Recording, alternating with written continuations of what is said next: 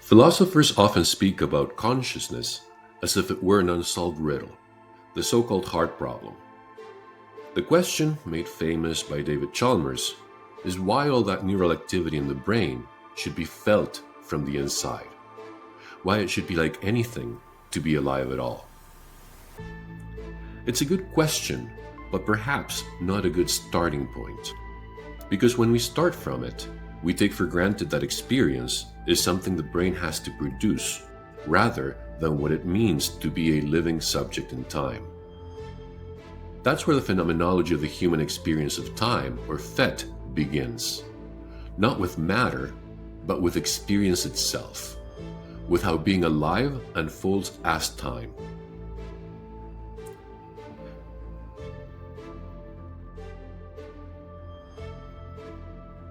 The PHET doesn't try to explain consciousness as an effect of the brain.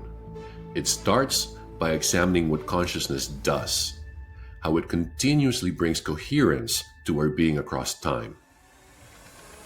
Every experience you ever had, every sensation, thought, or decision happens not in a static now, but as a movement through time. You're always carrying a past, inhabiting a present, and leaning toward a future. And those three dimensions are not separate. They depend on each other. The past is reinterpreted from the perspective of the present, the future is imagined through what we remember, and the present itself is never just a slice in between them. It's the living field in which both are continually reorganized. Consciousness, then, is not something that happens in time. It's what happens as time becomes meaningful.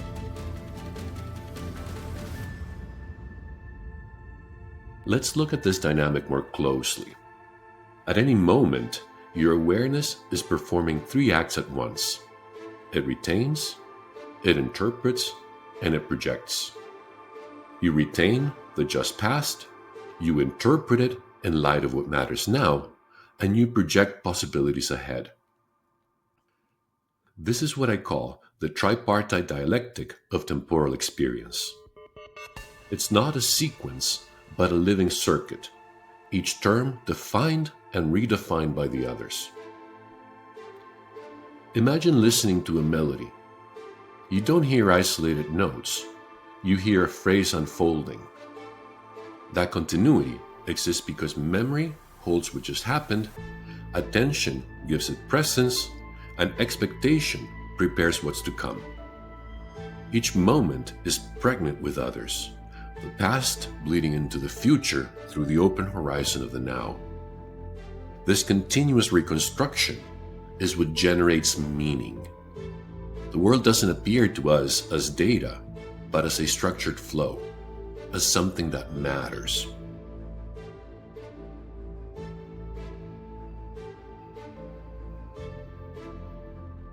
Now, this same structure, this rhythm of retention, interpretation, and projection, is mirrored in the organization of the brain.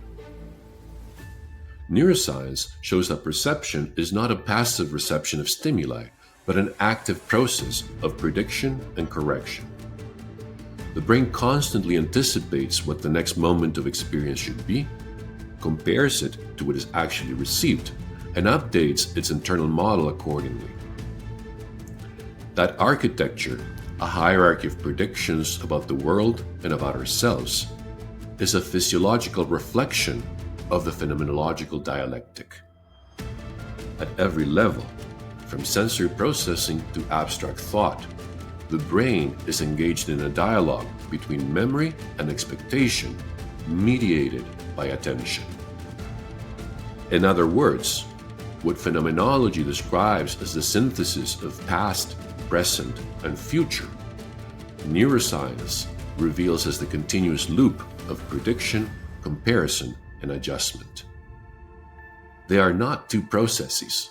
They are the same process seen from two sides, lived from within as experience and described from without as computation.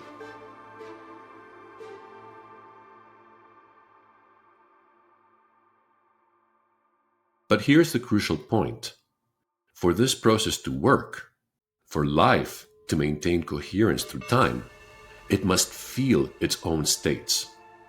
Feeling is not an accessory to thought. It is the medium through which life measures the success or failure of its own integration. Every prediction the organism makes must be evaluated, not abstractly, but effectively. The difference between what was expected and what is happening is registered as feeling. Pleasure, pain, curiosity, fear, these are not optional. They are the organism's way of knowing itself, of sensing its own orientation within time. Feeling is how life tracks its own stability, how it decides whether to persist, to adapt, or to change. Without feeling, there is no self-correction, no motivation, no continuity. In short, there's no consciousness. This is why consciousness and life are inseparable. Both are processes that feel themselves into being through time. Seen this way, evolution itself can be understood as the progressive refinement of this capacity, the deepening ability of living systems to integrate time and feel meaningfully. From the simplest organisms that respond to environmental rhythms, to humans who can narrate their histories and imagine distant futures, evolution is the expansion of temporal awareness. Each advance in complexity, neural, behavioral, cultural, represents a more sophisticated way of holding together past, present, and future, of predicting, adjusting, and feeling the flow of life. We could say that evolution is not only a biological process, but a temporal one, a long unfolding toward greater sensitivity, coherence, and depth of feeling.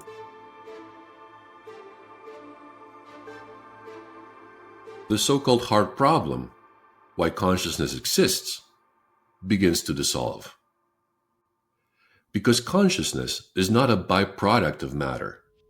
It is the form of temporal coherence that life itself requires. The brain does not generate experience. It enacts the ongoing synthesis through which past, present, and future hold together as a meaningful world. And that synthesis, lived as attention, memory, and expectation, necessarily feels like something. It feels like being alive. The mystery, then, is not how physical processes give rise to subjective experience. It is how life organizes itself through time so coherently that subjectivity becomes inevitable. When we understand consciousness as the integration of temporal relations, a process both felt and enacted, the so-called gap between brain and experience disappears. They were never two things to begin with.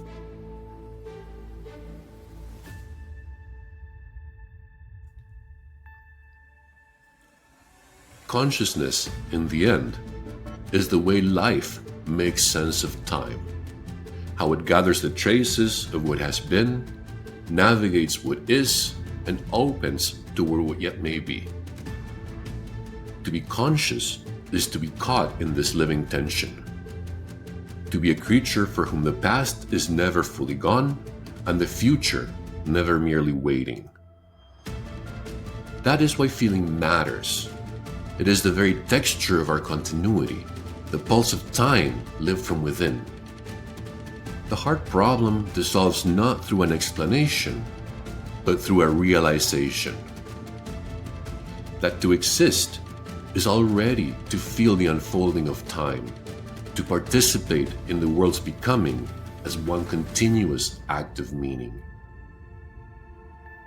Consciousness is not something we have. It is what we are. The temporal synthesis that life performs again and again, to stay alive and to understand itself.